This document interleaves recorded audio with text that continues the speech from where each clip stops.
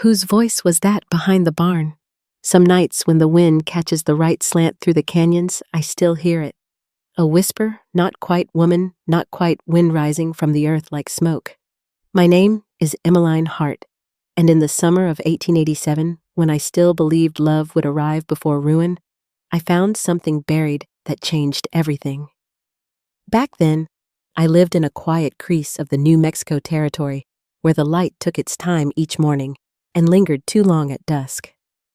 Arroyo Viejo was a town small enough for its sins to hide behind scripture. My father, Reverend Josiah Hart, was both shepherd and sort of man of the cloth who wielded the word like iron.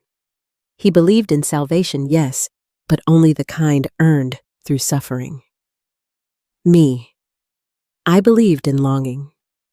Not in the fairy tale sort of love, but the kind you whisper to yourself before sleep, that someone somewhere might one day look at you and see not duty, not obedience, but a soul aching to be known. Instead, it was the dog who knew me best. Hiram had been ours since before Mama died. A blue heeler with more silence than bark and eyes that seemed carved from flint.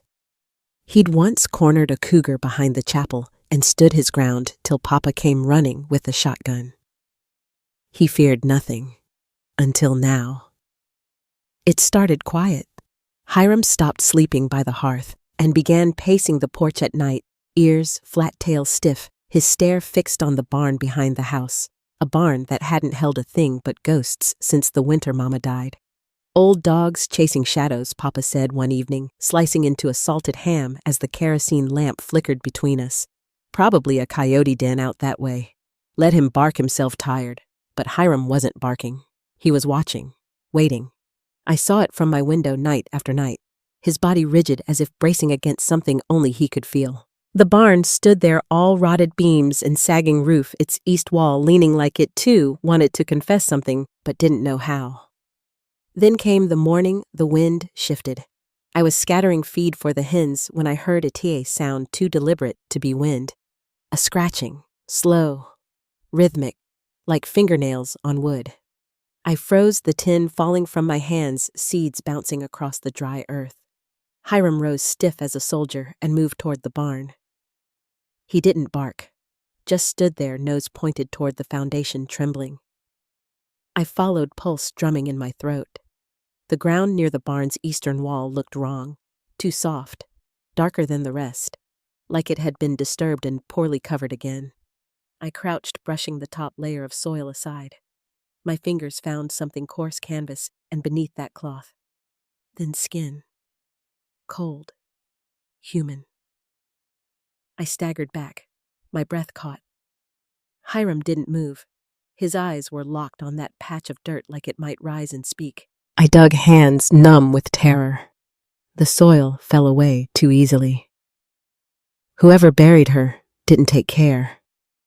I uncovered a hand first. Small, delicate fingers curled inward like they'd tried to hold on to something at the last moment. A gold wedding band clung to one finger, dulled by blood and time. Her face came next. Pale, her mouth-parted eyes still open but glassed over. She couldn't have been older than me. Her dark hair was matted to her cheek, but it wasn't the face that stopped me. It was the necklace. A locket, silver oval-shaped with a hawk carved across the front and 3 stars beneath its talons. That symbol, I'd seen it once years ago on the satchel of my Uncle Asa before he left for Santa Fe and was never heard from again. The wind shifted again, bringing a scent so awful and sweet I nearly vomited. But I couldn't move. I was rooted to the earth to this moment, and then so faint I might have imagined it, I heard it. A whisper, just above the wind. "Help me!" I backed away on hands and knees. Hiram gave one bark short, sharp, and stepped between me and the grave, as if guarding me from something still alive beneath it. I ran. Skirts tangled around my legs.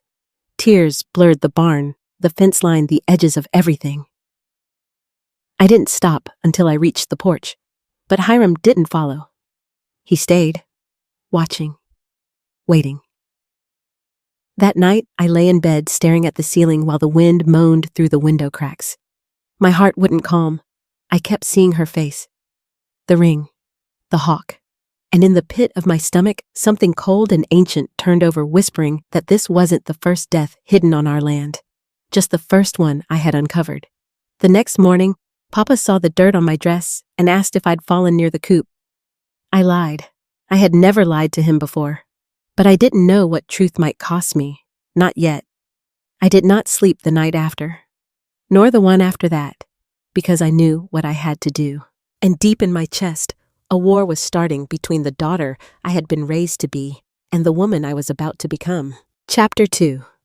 What if the hands that buried her also baptized me? The morning after I found her, the world didn't end. The sun rose like it always did, slow, golden, indifferent. Papa stood on the porch, sipping his coffee, watching the land like he'd never sinned. Hiram lay beside him, eyes still fixed on the barn. I stepped outside, the dried mud still clinging to the hem of my dress. Fall near the coop, Papa asked, not unkindly. I nodded, forcing a smile. That was the first lie I'd ever told him, and it burned like hell on my tongue. But the truth that I'd uncovered a dead girl with a hawk and stars locket around her neck, her hand still clutching the dirt like she wanted to warn me, I didn't yet have the words for that. So I walked to the chapel. It was the one place in town where no one questioned a girl sitting quiet for hours. Dust floated through the stained glass like lazy spirits. I sat in Mama's old pew second from the front and looked up at the wooden cross Papa carved when I was 10. And I asked it softly, "What do I do now?" No answer came. But Hiram was there like always. He didn't lie down or doze. He sat at the pulpit's base, ears forward, nose twitching, his gaze fixed on something beneath the floorboards. It was then I noticed it, a corner of leather tucked beneath the pulpit shelf, nearly hidden in shadow. I reached for it with shaking hands and pulled free a thick ledger bound in worn brown hide. It smelled like dust and oil and something older. Inside were names, dozens, columns of numbers, deeds, dates. The ink flowed in Papa's hand, neat, authoritative. But this was no church record. This was land, mineral rights, sale contracts, notes beside names like paid, missing, removed. I turned a page, and another, until I found hers, Delia Rhodes. Her name was there alongside a payment of $50 and 3 words that turned my stomach, questioned company ledger. That's when I felt it, that crack inside me widen.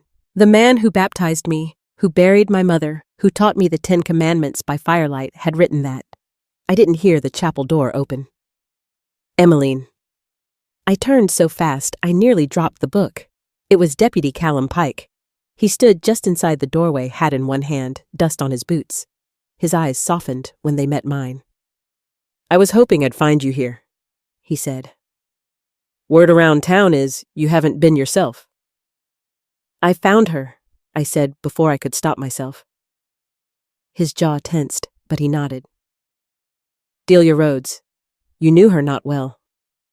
But I knew she'd been poking where she wasn't wanted." I handed him the ledger. "I think my father helped put her in the ground." Callum didn't speak right away. He knelt beside the pew, the book between us. We sat there in silence for a moment, long enough to hear the chapel creak with wind and the faint, slow thump of Hiram's tail. When Callum finally spoke, it wasn't with judgment. "My uncle was the sheriff before me," he said. "He died suddenly last fall, heart they said, but he'd been looking into land theft near the mines. Then Delia disappeared. Then the preacher's ledger goes missing." He looked at me. "I think all 3 are connected." I stared at him, at the dust in his lashes, at the small scar under his jaw. There was something in his eyes I hadn't expected, grief maybe, or courage. "Will you help me?" I whispered. He didn't hesitate. Always. That night, we met behind the telegraph station, where secrets went in, but didn't always come out. Callum brought maps and blueprints. I brought the ledger and my fear. We sat on the dirt floor, a lantern flickering between us, casting long shadows across our papers. Every name, every transfer led back to two men, Silas Crowther and Reverend Josiah Hart, my father. I want to believe there's some explanation, I said, but the words felt hollow. Callum placed his hand over mine. His fingers were calloused warm. Wanting don't make it true. I didn't pull away. Do you think he knew about the body, I asked? Callum's voice was soft. I think he signed papers that led to people vanishing. Whether he watched them die or just looked away, that's a matter of soul. A long silence settled between us. Not awkward, just heavy.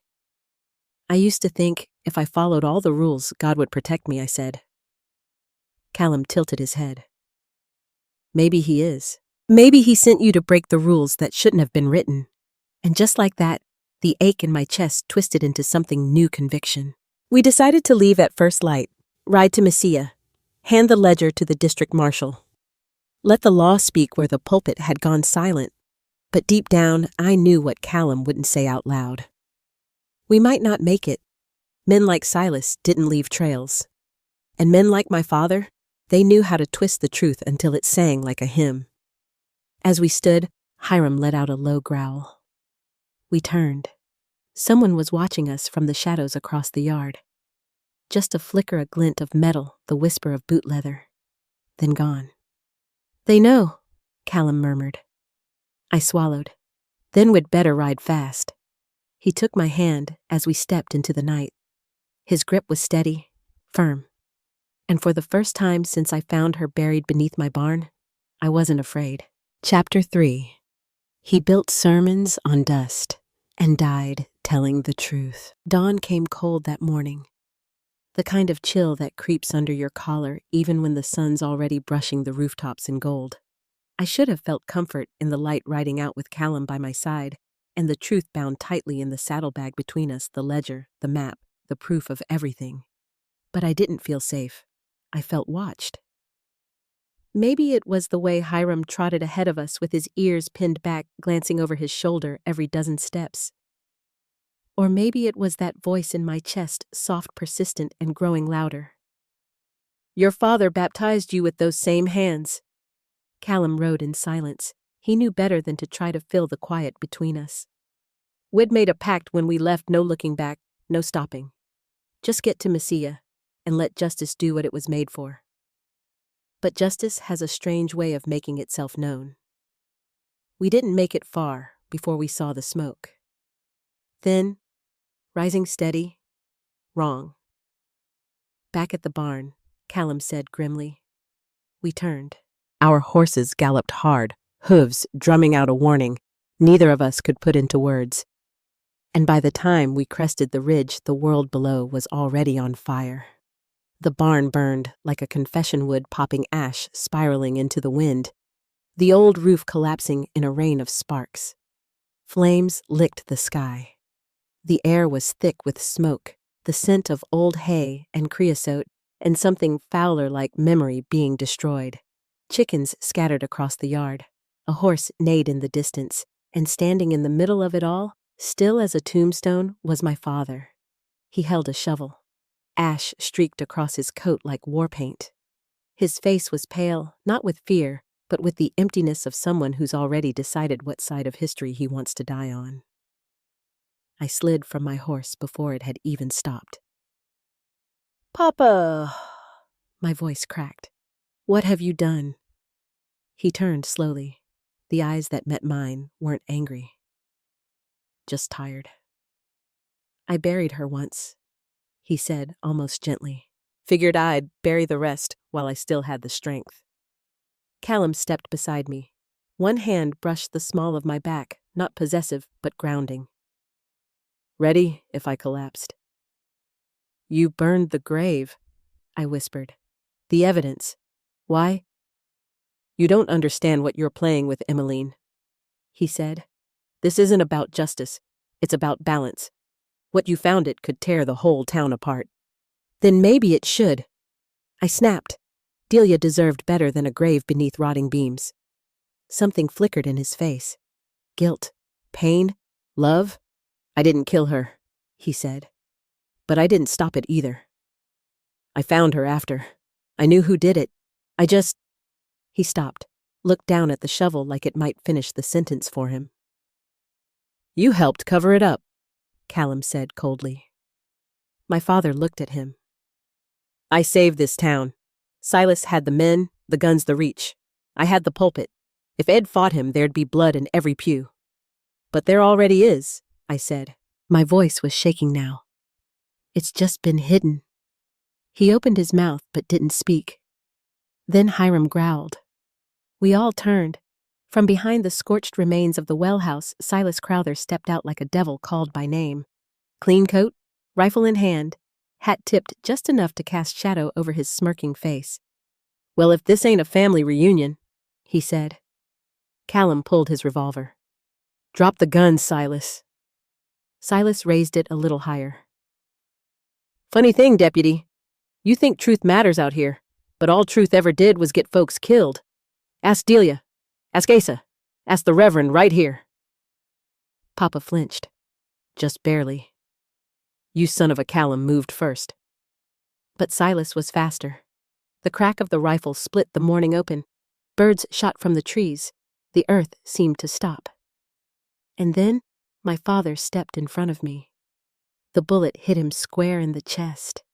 He crumpled without a sound, falling to his knees like a man in prayer, the shovel clattering from his hands. His blood soaked into the dry dirt beneath him, the same dirt that had hidden so much. Papa. I dropped beside him. He looked up at me, eyes glassy. His hand reached for mine. I should have told you, he whispered. You were always the sermon I never preached. Callum tackled Silas before he could reload, slamming him to the ground with a roar. Hiram joined in, barking, snarling, keeping Silas pinned while Callum cuffed him with shaking hands. I held my father until the light left his eyes. We buried him beside Mama beneath the willow by the chapel. No hymn was sung. No sermon was given. Just silence. And Hiram sitting guard like he had beside Delia's grave. 2 days later, we reached Messia. We handed over the ledger, the map, the letters, Silas, every rotten corner of the story. The marshal asked why I came forward. I didn't tell him about the nightmares, or the fire, or the way my father's last words clung to me like ashes. I just said, because the dead don't stop speaking, not when someone is still willing to listen. The wind has shifted in Arroyo Viejo since then. The mine has gone quiet. The church is being rebuilt, not by preachers, but by townsfolk with hands blistered from work and conscience. And me, I read Delia's name every morning, out loud, softly, just so the world remembers. Because even if they bury us in silence, we were never meant to stay quiet. Chapter 4. What kind of father binds his daughter to the dead to keep the past alive? The church pews creaked under the weight of silence, though the building was no longer empty. The whispers of over 50 townsfolk flickered like candlelight behind me, curious, appalled, unsure whether to clutch their crosses or pitchforks. Some peered in through the stained glass windows, their eyes wide with hunger, not for the word of God, but for scandal. I had become a sermon none of them expected. Callum stood beside me like a flame held in check, his jaw-tight eyes watchful, one hand just hovering near the small of my back, steadying me without touching. His presence gave me breath when my chest felt hollow. The leather ledger Father had hidden beneath the floorboards lay open across my knees, stained with dust and the oil of confession. Pages crinkled where my tears had fallen. There in faded ink and aching sentences was a truth I hadn't asked for.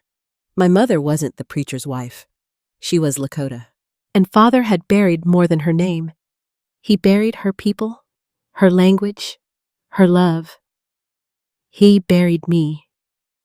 I never meant for you to find it like this, he croaked behind me.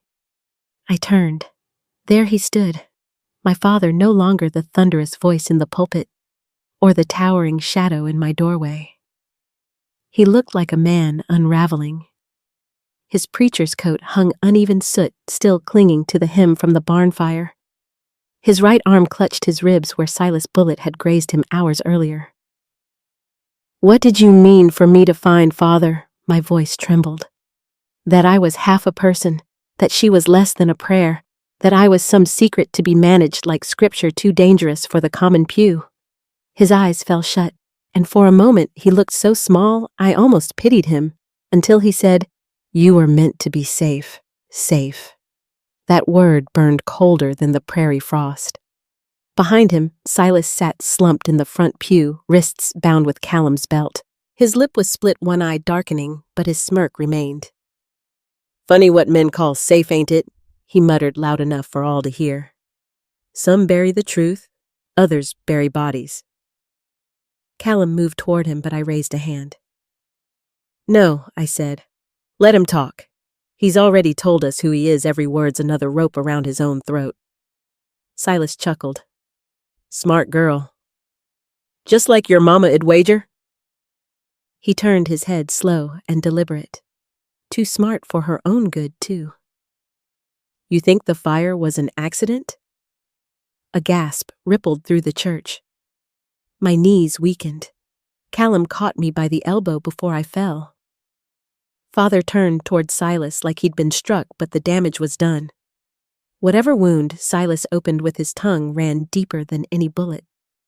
"You killed her," I whispered. "No," Father said. "He lies."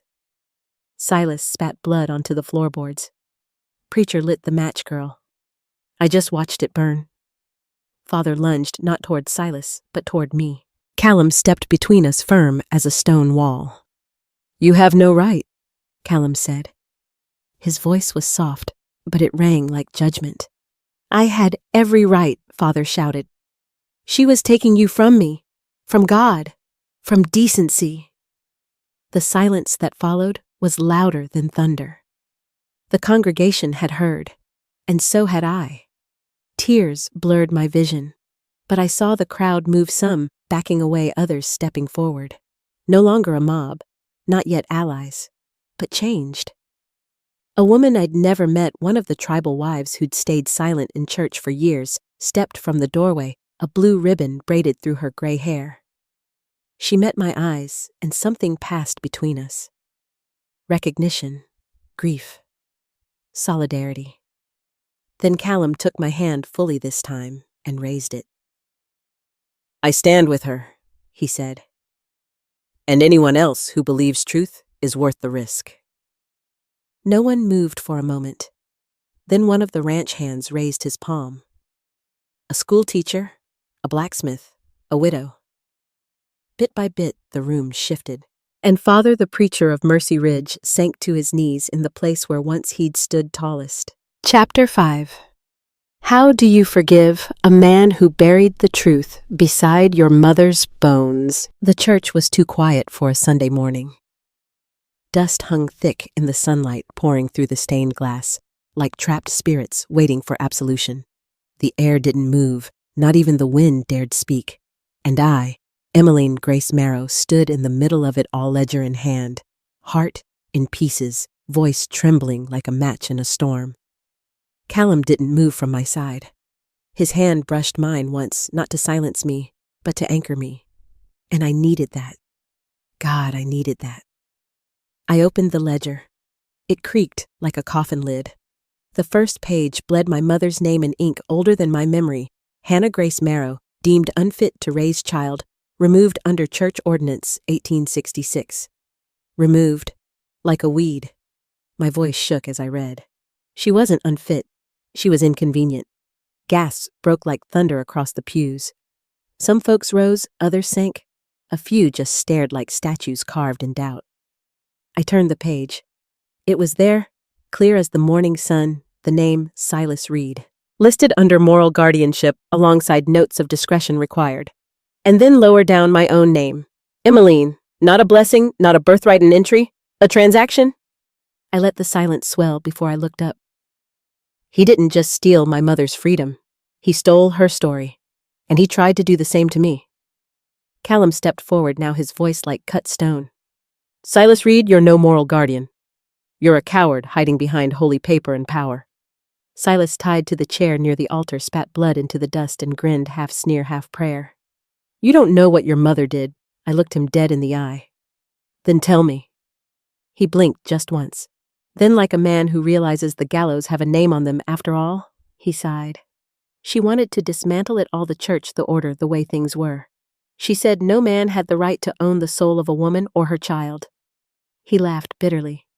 She was right. But being right doesn't stop bullets. That was when I saw it, my father standing near the back, still in his scorched preacher's coat. His face, pale jaw trembling. He stepped forward, and every wooden floorboard creaked like a sin being confessed. I knew, he said, not loudly, but it rang through the church like thunder under skin. I knew what Silas did. I let it happen. I feared what would come if we tore down the altar we built our names upon. I stared at him, at the man who baptized me and buried the truth beside my mother. How do you forgive a man, I whispered, who buried the truth beside your mother's bones? He took another step toward me. You don't. Callum stood between us, but I raised my hand. I don't need protection, Callum. Not from him. Not anymore. The townsfolk shifted now, no longer frozen, but stirring like leaves before a windstorm. Old Mr. Ellery stood. Miss June from the general store began to cry. Even Sheriff Cotter lowered his hat, ashamed. Preacher Marrow, the sheriff, called out. Are you admitting complicity? My father didn't flinch. I'm confessing. And with that, he walked to the altar, knelt down, and placed his Bible on the floor, as if laying down a weapon. Let judgment come. The moment cracked something open in the room. I don't know if it was the ceiling, the light, or just our hearts, but something shifted. The blue healer barked once sharp and certain before settling at my side. I knelt too, next to the ledger, the Bible, the sins of men. I wasn't afraid anymore. I was becoming someone new, someone my mother would have recognized. Later, as we walked out into the sunlight, Callum, me and the townsfolk behind. We left Silas and my father behind, awaiting trial. But judgment, I realized, wasn't just a thing the law handed down. Sometimes it was the truth itself. And sometimes truth wears a woman's voice. There are moments in life when silence weighs more than words, when the truth you've hidden, sometimes even from yourself, demands to be spoken. Emmeline's story is one of those moments. It reminds us that legacy is not what's written in a ledger or whispered in a church pew. It's what we choose to protect, what we dare to confront, and who we become in the face of truth. Many of you know what it means to hold together a family with trembling hands. You've buried secrets beneath years of duty. You've stood in the quiet after a storm trying to make peace with what can't be undone. Like Emmeline, you may have felt torn between loyalty to the people who raised you and the voice inside that tells you there's more. There's something deeper. In this tale of frontier justice and fractured bloodlines, we see not just a story from the past, but a mirror for our present. The courage to forgive, the pain of letting go, the healing that comes when love is stronger than legacy, and truth is braver than silence. Let this be a reminder. It's never too late to reckon with the past, to love more honestly, or to stand for what's right, even when the pews are full and the whole town is watching. You've just heard one powerful story, but many more remain untold. Click to discover more raw, gripping, deeply human tales from the Wild West.